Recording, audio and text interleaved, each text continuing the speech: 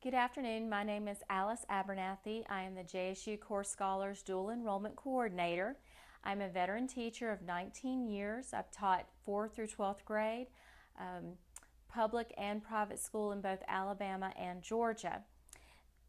My mentor school that I have been paired with during my internship and during the program is Wadley, which is in Randolph County. It is a K-12 school. And the project that I've been working on with the principal at Wadley is an RTI project, Response to Intervention.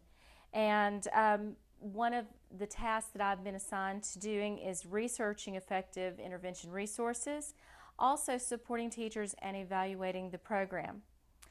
Response to intervention, as you can see by this chart, you've got Tier 1, Tier 2, and Tier 3. Tier 1 indicates the whole group of your class, and you want to be using strategies with that whole group to help them fill in gaps, learning gaps that they might have throughout a lesson. Tier 2 is when you might have a small group within that whole group that is having specific issues with one of the classroom objectives that they're learning, perhaps theme, for instance, how to pick out theme from a story. So the teacher might pull that small group out and work on them directly with theme, and then the next day the students go back into the whole group and the lesson continues.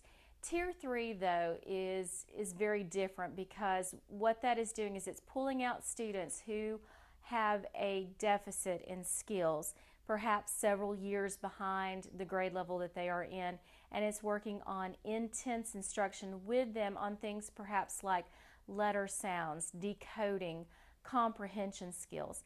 And so RTI focuses on the different tiers, but specifically on that third tier. Now, research says a few things about RTI. For instance, elementary schools are able to better implement it than high schools, more than likely due to the structure of the elementary school, also the smaller class sizes, and the more teacher one-on-one time that you have. Also, it is essential that when you're putting in an RTI program, that professional development for teachers is there, that the teachers also have resources, curriculum resources, that are appropriate for an RTI and for the different grade levels, or not necessarily grade levels, but for the different intervention levels. And also, you do need to have a very low teacher to student ratio. 1-to-1 is preferred, but oftentimes that is just not reality for many school systems. Also, the multi-tiered system tries to intervene in many ways so that the students can learn and then take that learning back into the classroom, and it keeps them moving while still addressing those delays that have impacted their learning so far. Now, with Wadley's Response to Intervention, when I started the program, my principal was just starting her administration at Wadley, and previous to her coming in as principal during that summer, the only thing that had happened with RTI is that students had been identified. Nothing else had taken place. So that was one of her first goals, is to put that into place, because when she looked at the scores, it was apparent that there were issues at the school. Over those 2 years, she's closing in on 2 years that she's been there, and I've been with her 2 years. Students have been identified. There's a full-time reading coach in place. There are RTI meetings happening, and Tier 3 has been identified as the priority for right now. Now, with this data, and you can see you've got math 2014, 15, and 16, then reading 2014, 15, and 16. And if you look at grade 3 in math 2014 and see how they progressed in 4th grade and then 5th grade, you can see that Tier 1, this is Tier 1, they started out in 4th grade, 43% were proficient. In 4th grade, they dropped to 27. Then in 5th grade, they bumped back up to 36. And you can see that in reading, the decline has been there for Tier 1 proficient. With Tier 2, you've got 46, then it went up to 57, went back down to 43. With reading, you've got an incline, so we've held growth in the reading. But Tier 3, we've grown from 11 to 16 to 21, and over here 32, 33 to 39. So the gains, unfortunately, have been in the Tier 3 group. The project contributions that I've been able to help with at Wadley is with student identification. We've worked with DIBELS and we've worked with the Aspire data to be able to identify students, as well as working with teacher recommendations and parent concerns also. Research of resource materials, what kind of materials to bring in to use for remediation purposes, and after-school remediation support, because there are two types of intervention going on with Tier 3. One of those is a pull-out reading program during the day, and the other one is an after-school reading program targeting a smaller group of those students that are being pulled out during the day. Now, one of the biggest things that I've learned during this project are the roadblocks. What things are going to come in your way, into your path, that's going to slow you down in terms of building an effective response to intervention program. And at the top, the very first one is inadequate funding. This is something that most schools, we're not strangers to. The funding is not there, and you have to make do with what you have. Most of the resources are being paid for out of Title I funds. That is an appropriate use of funds for Title I to support any type of remediation efforts. So the resources have been bought with Title I funds, the Aspire reading program, also subscriptions to IXL for math remediation. Late student identification. Due to Aspire scores not coming in until the fall, that holds a lot of students back from being identified until maybe after the first 9 weeks, and even then it takes a while to get them into place into the appropriate groups that they need to be in. Lack of personnel. In a small school system, especially in a K-12 environment, there are not enough teachers on staff so that students are able to move around, to move freely, so that pull-out can happen without those classrooms, those teachers being very affected. Also, unequal attention to tiers. Tier 3 was designated as priority point for Wadley, but also the work with Tier 2 and Tier 1 needs to be going on so that you can slow gaps down for all students. So being able to take care of the priority, but at the same time put a plan in place for working with Tier 2 students and Tier 1, which is basically professional development in equipping teachers with the ability to differentiate instruction. Timeline expectations. That when we first started this project, it was going to be going by the end of the first year, and that just didn't happen.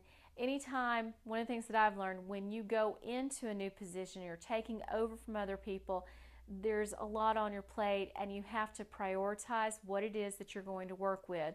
And Tier 3 was an ongoing project, and until certain personnel gains could happen, then it was very difficult to put something in place that was effective.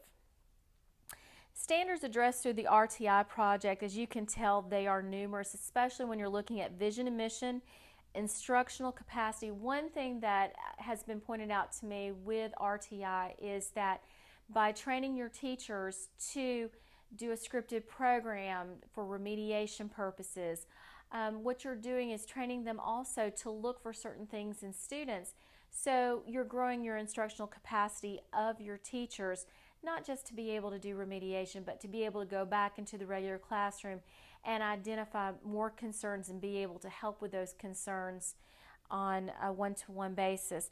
Also, continuous school improvement at the bottom. RTI is something that helps you to address how do we continue building our school, growing our school, and taking care of our students. The other project that I'm going to speak about is the teacher observations. I enjoy working with faculty. I enjoy helping faculty adapt to change, think outside the box, do different things. I find great joy in that. And so the teacher observations with Miss Carlisle, my principal, were exciting to me. Now, what we would do is we observed using the local Board of Education evaluation tool to assess instruction. In the state, through Educate Alabama, each school system has been given the leeway to choose what instructional tool that they use to evaluate teachers. This was a very nice tool. It looked at instruction, it looked at strategies, differentiated instruction, technology, classroom management, and things like that. It was a very well-balanced instructional tool.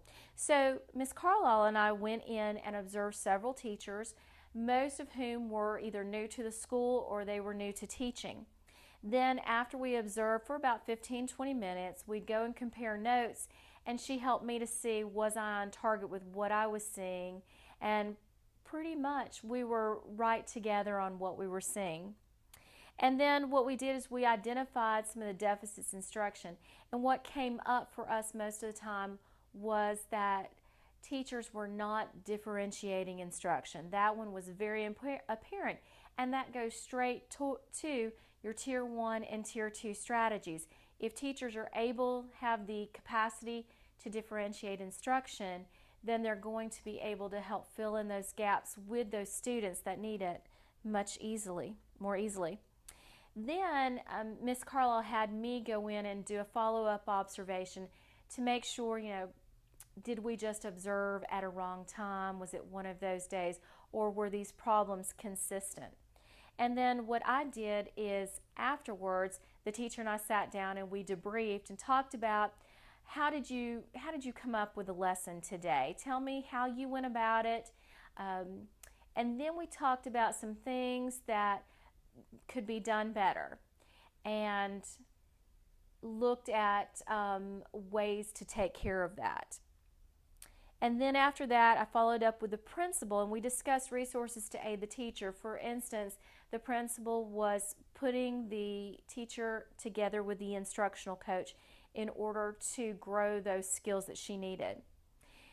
To me, as a reflection, a principal's main function is to grow his or her school, meeting the needs of everyone, faculty, staff, and students. But to do so requires active observation. A principal, an instructional leader should be in the hallway. They should be in those classrooms. They should know what's going on with their teachers. They should be reflective. What does that teacher need from me? What can I do for her instead of what can that teacher do for me? And meaningful gestures, saying thank you, saying what do you need? How can I help you? And even putting some things in place that the teacher didn't ask for. Those make all the difference in the world to the teacher. And also what you're doing is you're modeling that behavior for the student, who in turn is modeling that behavior for students. And it creates a healthy environment for all students to grow in. Standards addressed, again, professional culture for teachers. It hits every single one of those. It's so important to know your staff, to value them, and to give them what they need as best as you can. Thank you.